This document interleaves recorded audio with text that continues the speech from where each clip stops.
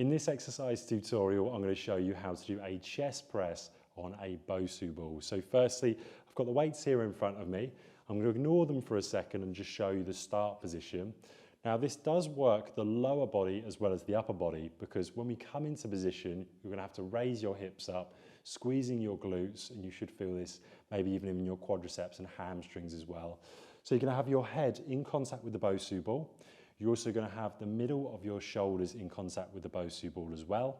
Once you're in that position, which looks like this, you're going to bring your feet just wider than hip width apart. Now, imagine you're going to be holding your dumbbells in this position. So from here, I come up, squeezing the glutes. The elbows are just below the position of my shoulders as I come up and back down. So I'm trying to bring the dumbbells above my chest, so I don't want them coming into a shoulder type of height. So they're just in front of my shoulders. I come down, the dumbbells come out and down, and then up and in.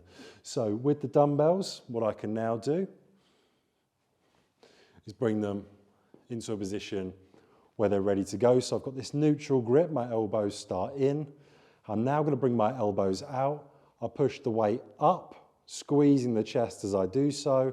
I come slowly down until my shoulder and my elbow are in line, and then straight back up. I'm always trying to keep my glutes and hips completely contracted when I'm doing each individual repetition.